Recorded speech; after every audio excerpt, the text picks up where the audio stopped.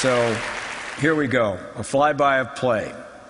It's got to be serious if the New York Times puts a cover story of their February 17th Sunday magazine about play.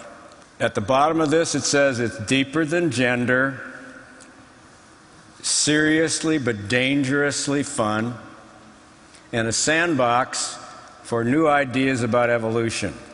Not bad. Except if you look at that cover, what's missing? You see any adults? Well, let's go back to the 15th century. This is a courtyard in Europe, and a mixture of 124 different kinds of play. All ages, solo play, body play, games, taunting, and there it is. And I think this is a typical picture of what it was like in a courtyard then. I think we may have lost something in our culture. So I'm going to take you through what I think is a remarkable sequence. North of Churchill, Manitoba, in October and November, there's no ice on Hudson Bay, and this polar bear that you see is 1,200-pound male. He's wild and fairly hungry. And Norbert Rossing, a German photographer, is there on scene making a series of photos of these huskies who are tethered. And from out of stage left comes this wild male polar bear with a predatory gaze. Any of you have been to Africa or had a junkyard dog come after you, there is a fixed kind of predatory gaze that you know you're in trouble. But on the other side of that predatory gaze is a female husky in a play bow wagging her tail. And something very unusual happens. That fixed behavior, which is rigid and stereotyped and ends up with a meal, changes. And this polar bear stands over the husky, no claws extended, no fangs, taking a look, and they begin an incredible ballet. A play ballet. This is in nature. It overrides the carnivorous nature and what otherwise would have been a short fight to the death. And if you'll begin to look closely at the husky that's baring her throat to the polar bear, and look a little more closely, they're in an altered state. They're in a state of play. And it's that state that allows these two creatures to explore the possible.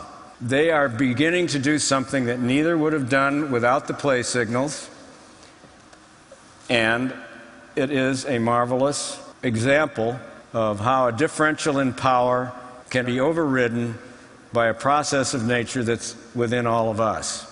Now, how did I get involved in this? John mentioned that I'd done some work with murderers, and I have. The Texas Tower murderer opened my eyes, and in retrospect, when we studied his tragic mass murder, to the importance of play, in that that individual, by deep study, was found to have severe play deprivation. Charles Whitman was his name. And our committee, which consisted of a lot of hard scientists, did feel at the end of that study that the absence of play and a progressive suppression of developmentally normal play led him to be more vulnerable to the tragedy that he perpetrated. And that finding has stood the test of time, unfortunately, even into more recent times at Virginia Tech. And other studies of populations at risk sensitized me to the importance of play, but I didn't really understand what it was. And it was many years in taking play histories of individuals before I really began to recognize that I didn't really have a full understanding of it. And I don't think any of us has a full understanding of it by any means. But there are ways of looking at it that I think can give us all a taxonomy, a way of thinking about it. And this image is, for humans, the beginning point of play. When that mother and infant lock eyes, and the infant's old enough to have a social smile, what happens spontaneously is the eruption of joy on the part of the mother, and she begins to babble and coo and smile, and so does the baby. If we've got them wired up with an electroencephalogram, the right brain of each of them becomes attuned, so that the joyful emergence of this earliest of play scenes, and the physiology of that is something we're beginning to get a handle on. And I'd like you to think that every bit of more complex play builds on this base for us humans. And so now I'm going to take you through sort of a way of looking at play, but it's never just singly one thing. We're going to look at body play, which is a spontaneous desire to get ourselves out of gravity. This is a mountain goat. If you're having a bad day, try this. Jump up and down, wiggle around. You're going to feel better. And you may feel like this character, who is also just doing it for its own sake. It doesn't have a particular purpose, and that's what's great about play. If its purpose is more important than the act of doing it, it's probably not play. And there's a whole other type of play, which is object play. And this Japanese macaque has made a snowball that he or she's going to roll down a hill.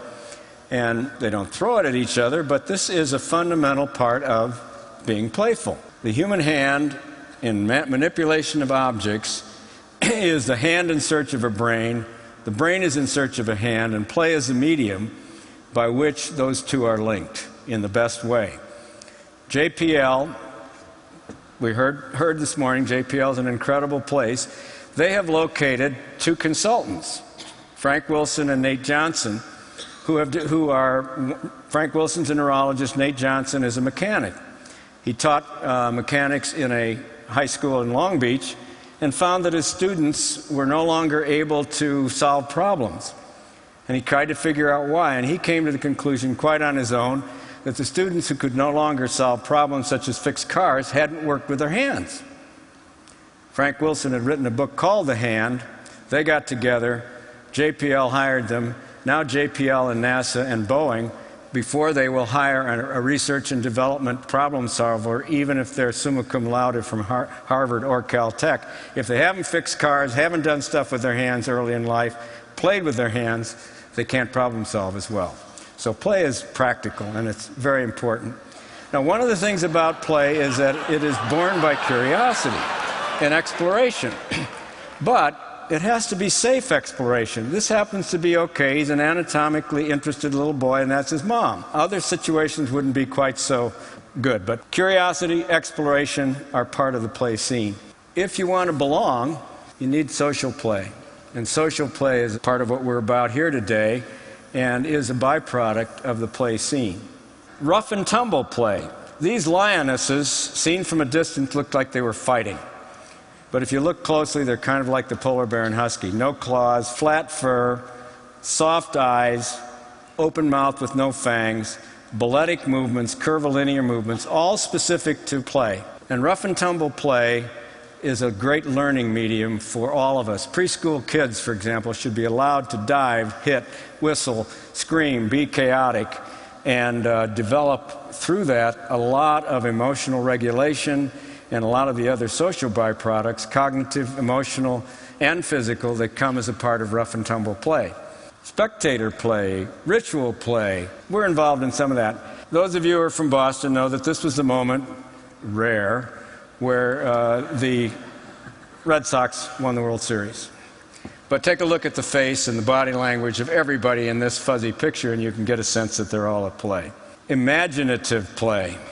I love this picture because my daughter is now almost 40 that's in this picture, but it reminds me of her storytelling and her imagination, her ability to spin yarns at this age, preschool.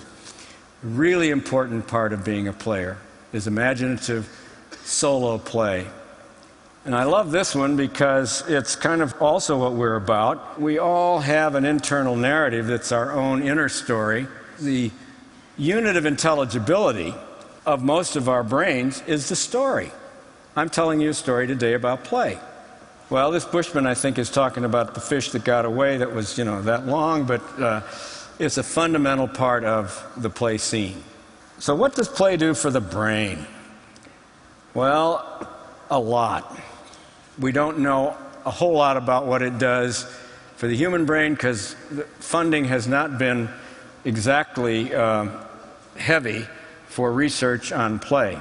I walked into the Carnegie asking for a grant. They'd given me a large grant when I was an academician, for the study of felony drunken drivers, and I thought I had a pretty good track record, and by the time I had spent half an hour talking about play, it was obvious that they did not feel that play was serious. I think that's a few years back. I think that wave is past and the play wave is cresting, because there is some good science. Nothing lights up the brain like play. Three-dimensional play fires up the cerebellum, puts a lot of impulses into the frontal lobe, the executive portion, helps contextual memory to be developed, and. So it's for me, it's been an extremely nourishing, scholarly adventure to look at the neuroscience that's associated with play and to bring together people who, in their individual disciplines, hadn't really thought of it that way. And that's part of what the National Institute for Play is all about. And this is one of the ways you can study play, is to get a 256-lead electroencephalogram. I'm sorry I don't have a playful-looking subject, but it allows mobility, which has limited the actual study of play, and we've got a mother-infant play scenario that we're hoping to complete underway at the moment. The reason I put this here is also to cue up my thoughts about objectifying what play does. The animal world has objectified it. In the animal world, if you take rats who are hardwired to play at a certain period of their juvenile years, and you suppress play, they squeak, they wrestle, they pin each other, that's part of their play. If you stop that behavior on one group that you're experimenting with, and you allow it in another group that you're experimenting with, and then you present those rats with a cat odor-saturated collar, they're hardwired to flee and hide. Not pretty smart. They don't want to get killed by a cat. So what happens? They both hide out. The non-players never come out. They die. The players slowly explore the environment and begin again to test things out. That says to me, at least in rats, and I think they have the same neurotransmitters that we do and a similar cortical architecture, that play may be pretty important for our survival. And. There are a lot more animal studies that I could talk about. Now, this is a consequence of play deprivation. This took a long time. I had to get Homer down and put him through the fMRI and the SPECT and multiple EEGs, but as a couch potato, his brain has shrunk. And we do know that in domestic animals and others, when they're play deprived, they don't develop, and rats also, they don't develop a brain that is normal. Now, the program says that the opposite of play is not work, it's depression. And I think if you think about life without play, no humor, no flirtation, no movies, no games, no fantasy, and. Try and imagine a culture or a life, adult or otherwise, without play. And the thing that's so unique about our species is that we're really designed to play through our whole lifetime. And we all have capacity to play signal. Nobody misses that dog I took a picture of on the Carmel Beach a couple of weeks ago. What's going to follow from that behavior is play, and you can trust it. The basis of human trust is established through play signals, and we begin to lose those signals culturally and otherwise as adults. That's a shame. I think we've got a lot of learning to do. Now, Jane Goodall has here a play face along with one of her favorite chimps. So part of the signaling system of play has to do with vocal, facial, body, gestural. You can tell, and I think when we are getting into collective play, it's really important for groups to gain a sense of safety through their own sharing of play signals. You may not know this word, but it should be your biological first name and last name, because neoteny means the retention of immature qualities into adulthood. And we are, by physical anthropologists, by many, many studies, the most neotenous, the most youthful, the most flexible, the most plastic of all creatures, and therefore the most playful. And this gives us a leg up on adaptability. Now, there is a way of looking at play that I also want to emphasize here, which is the play history. Your own personal play history is unique and often is not something we think about particularly. This is a book written by a consummate player by the name of Kevin Carroll. Kevin Carroll came from extremely deprived circumstances. Alcoholic mother, absent father, inner city Philadelphia, black, had to take care of a younger brother. Found that when he looked at a playground out of a window into which he had been confined, he felt something different. And so he followed up on it. And his life, the transformation of his life from a deprivation and what one would expect potentially prison or death, he's become a linguist, a trainer for the 76ers, and now is a motivational speaker. And he gives play as a transformative force over his entire life. Now, there's another play history that I think is a work in progress. Those of you who remember Al Gore during the first term and then during his successful but unelected run for the presidency may remember him as being kind of wooden and not entirely his own person, at least in public.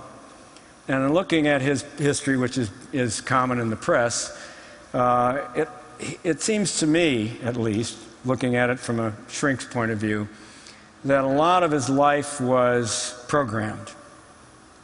Summers were hard work in the heat of Tennessee summers. He had the expectations of his senatorial father and Washington, D.C., and although he had certainly, I think, capacity for play, because I do know something about that, he wasn't as empowered, I think, as he now is, by paying attention to what is his own passion and his own inner drive, which I think has its basis in all of us in our play history. So what I would encourage you on an individual level to do is to explore backwards as far as you can go to the most clear, joyful, playful image that you have, whether it's with a toy or on a birthday or on a vacation, and begin to build from the motion of that into how that connects with your life now. And you'll find you may change jobs, which has happened to a number of people when I've had them do this in order to be more empowered through their play. Or you'll be able to enrich your life by prioritizing it and paying attention to it. Most of us work with groups, and I put this up because the D School, the design school at Stanford, thanks to David Kelly and a lot of others who have been visionary about its establishment, has allowed a group of us to get together and create a course called From Play to Innovation. And you'll see this course is to investigate the human state of play, which is kind of like the polar bear husky state, and its importance to creative thinking, to explore play behavior, its development, and its biological basis, to apply those principles through design thinking to promote innovation in the corporate world. Students will work with real-world partners on design projects with widespread application.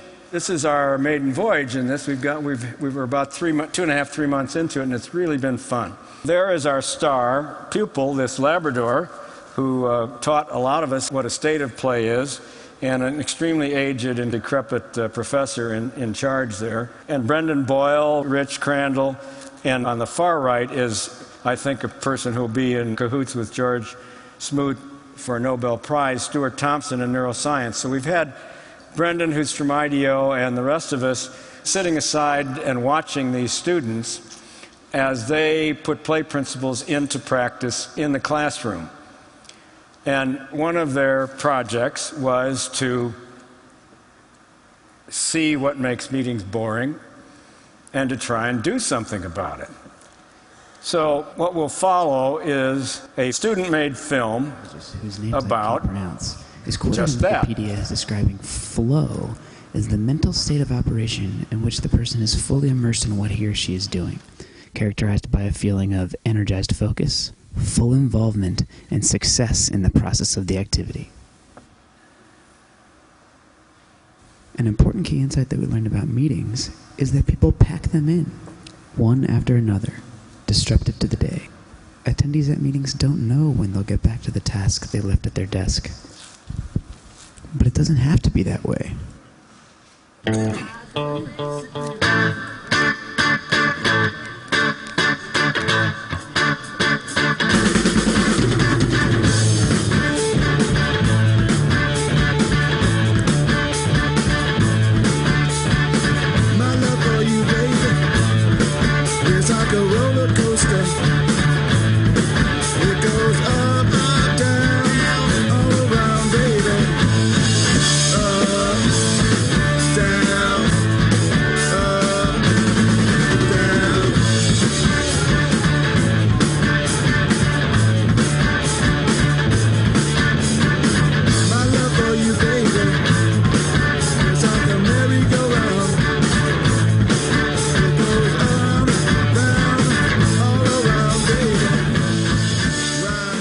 Some sage and repeatedly furry monks at this place called the D School designed a meeting that you can literally step out of when it's over. Take the meeting off and have peace of mind that you can come back to me. Because when you need it again, the meeting is literally hanging in your closet. The wearable meeting. Because when you put it on, you've immediately got everything you need to have a fun and productive and useful meeting. But when you take it off, that's when the real action happens.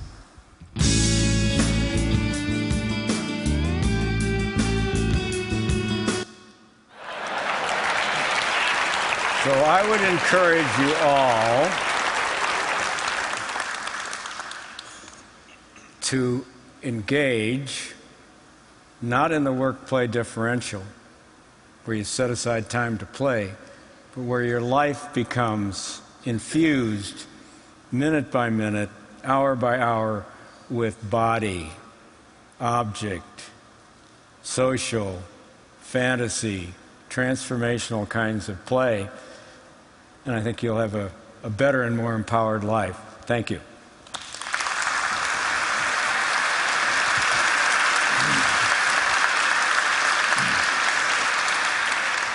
So it sounds to me like what you're saying is that there may be some temptation on the part of people to look at your work and go, and I think I've heard this in my kind of pop psychological understanding of play, that somehow the way animals and humans deal with play is that it's some sort of rehearsal for adult activity. Your work seems to suggest that that is powerfully wrong. Yeah, I don't think that's accurate, and I think probably because animals have taught us that. If you stop a cat from playing, which you can do, and we've all seen how cats, bat around stuff, they're just as good predators as they would be if they hadn't played. And if you imagine a kid pretending to be King Kong or a race car driver or a fireman, they don't all become race car drivers or firemen.